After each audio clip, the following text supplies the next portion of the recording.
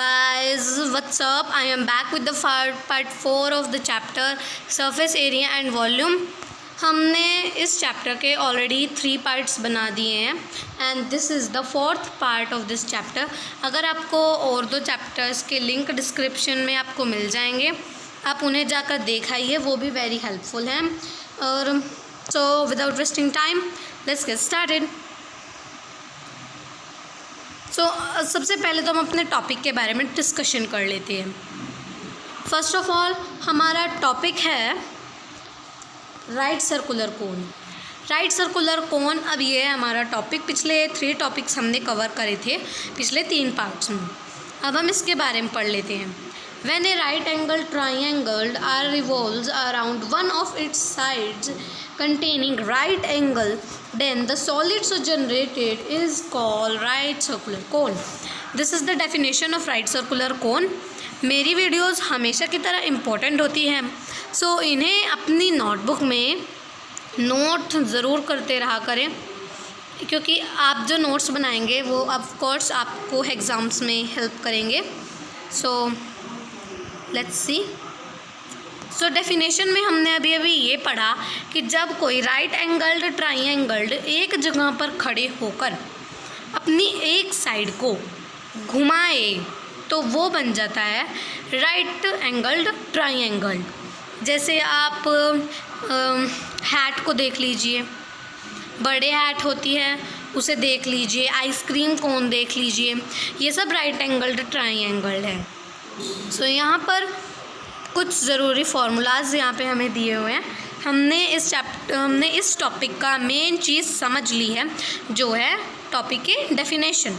अब हम पढ़ने वाले हैं surface area of right circular cones के फार्मूलाज के बारे में. So area of whole circular part, आप एक ट्राइंगल है, अगर हम उसका वोल सर्कुलर पार्ट देखेंगे तो उसको हम क्या बोलेंगे, राइट सर्कुलर कोन. उसका फार्मूला अब हम यहाँ पर देख लेते हैं. Sum of areas of all triangle, सभी ट्राइंगल्स का अगर हम सम करेंगे तब कैसे निकालना है हमें. देखिए यहाँ पर कुछ ये दिए हुए हैं आपको फार्मूलाज. ये आपको बिना डायग्राम के तो समझ नहीं आएंगे, तो चलो पहले डायग्राम देख के आते हैं. देख सकते हैं आप, डायग्राम हमारी स्क्रीन पर आ चुका है और ये है वो कुछ फार्मूलाज वाला पेज. एंड यहाँ पर देख सकते हैं, यहाँ पर अब हमारे पास एक सर्कल है और एक कोन है. इन्हीं के बारे में आज हम पढ़ने वाले हैं. देखिए यहाँ पर हमने यहाँ पे क्या देखा अभी, यहाँ पर है half multiply P1 length plus half multiply P1 P2 length plus half multiply P2 P3 and so on. अगर आप सोचेंगे ये P1 P2 P2 3 P1 PL length ये सब क्या है, तो मैं आपको बता दूं, ये सब इस डायग्राम के थ्रू ही आपको समझ आने वाले हैं. देखिए यहाँ पर सर्कल में दिस वन, यहाँ पे हमारे पास P1 और P2 है ना. ये देखिए एक सर्कल है, उसका इतना हिस्सा मैंने कट कर दिया. अगर ये हिस्सा मैंने कट कर दिया तो यहाँ पर बन जाता है एक L और यहाँ पर भी बन जाता है एक L. तो यहाँ से हमें पता चलता है कि अब अगर हम यहाँ से मैं इतना पीस इसका काट दूँ, ये बन जाएगा, ये पीस बन जाएगा P1. एंड अगर मैं ये काट दूँ, ये बन जाएगा P2. एंड ऐसे ही अगर मैं ये वाला काट दूँ, ये बन जाएगा P3. इसी तरह हम इस पूरे सर्कल्स में इनफिनाइट P1 निकाल सकते हैं. अगर आप सोचो कैसे, तो देखिए मान लीजिए मैंने यहाँ पर एक ये निकाला P8, मान लीजिए आप, यहाँ पे मैंने P8 निकाला है. तो देखिए यहाँ पे ये यहाँ से निकल जाएगा, यहाँ से निकल जाएगा. Let me change the pen. देखिए यहाँ से निकल जाएगा, यहाँ से निकल जाएगा, यहाँ से भी निकल जाएगा, यहाँ से निकल जाएगा. इसी तरह आप अपनी साइज़ के अनलिमिटेड P और उनकी वैल्यूज़ निकाल सकते हैं. अब हमने इसके बारे में तो समझ लिया कि हम यहाँ पर P क्यों यूज़ कर रहे हैं, मगर अभी भी हमारे थोड़ी सी डेफिनेशंस यहाँ पर बचती हैं. देखिए यहाँ पर अब हमें आगे बताता है. देखिए यहाँ पर हमें बताया हुआ है हाफ मतलब वो पीस जो हमने काटा था, सिर्फ वो पीस, उसके जो साइड्स हैं उसे हमने एल का नाम दिया है। इसी तरह अगर हम सारे पी को प्लस कर लें तो क्या हो जाएगा, ये हाफ, ये हाफ, ये हाफ हमने कॉमन ले लिए यहाँ पे। और उसके बाद हम कि ये जो पी हैं इन सबको ब्रैकेट में कर लिया, और यहाँ पर ये जो एल थी, एल एल एल, ये सब हमने यहाँ पर कॉमन ले लिए। अब जब यहाँ पर पी सारे ब्रैकेट में आ गए हैं, लेंथ लास्ट में एंड हाफ स्टार्टिंग में, सभी तो ये जितने भी पी बनते हैं यहाँ पर इस पूरे फॉर्मूला के जो सारे पी हैं, इस फॉर्मूला के जो सारे के सारे पी हैं वो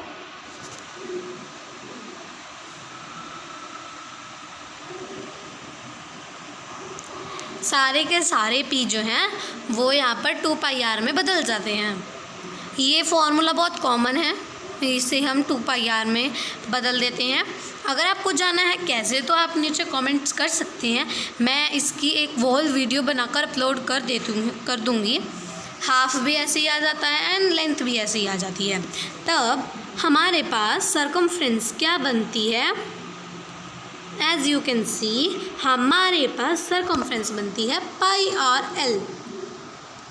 कैसे, 2πr तो ये रहा ना, इस 2 से ये 2 कट गया, 1 का तो कोई मतलब नहीं होता, क्या बचा πr और l।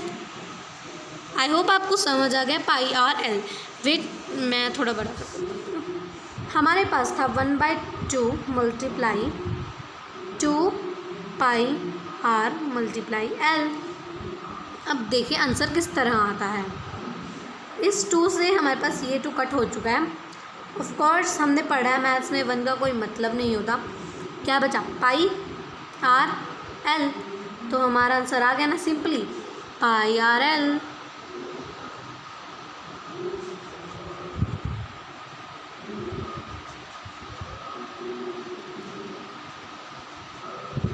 आई होप गाइज आपको ये क्वेश्चन समझ आ चुका है।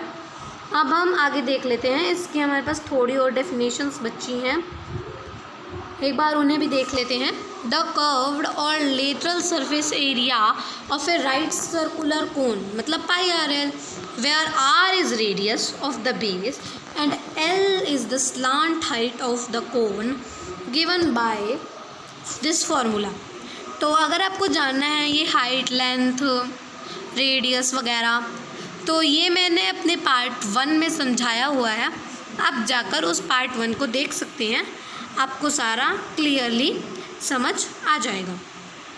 सो यहाँ पे हमारे पास है अब हम पढ़ने वाले हैं टोटल सरफेस एरिया का फॉर्मूला। देखिए यहाँ पे area of base and curved surface area. Curved surface area का हमने फॉर्मूला पीछे ही देखा था।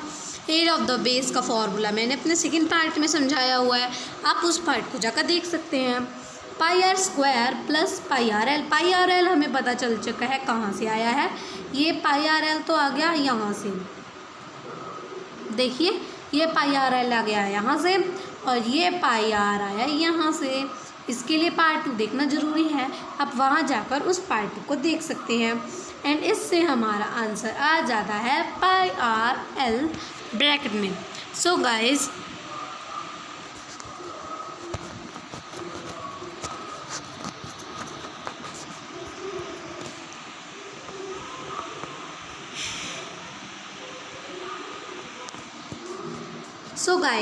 I hope you enjoy this video. If you enjoy it, then please give it a thumbs up and don't forget to subscribe to my channel. I post new videos every Friday. You can check all the parts in the description box. So मैं तो चलती हूँ, मिलते हैं अपने next video में। Good bye everyone and I hope कि आपको आज की इन्फॉर्मेशन अच्छी लगी। अगर आपको आज की इन्फॉर्मेशन अच्छी लगी तो प्लीज़ चैनल को सब्सक्राइब कर दीजिए। आपके एक सब्सक्राइबर से मुझे बहुत सारा सपोर्ट मिलता है और मैं आपके लिए इसी तरह की और इंटरेस्टिंग और मज़ेदार वीडियोस लेकर आती रहती हूँ। So don't forget to subscribe to my channel. Good bye.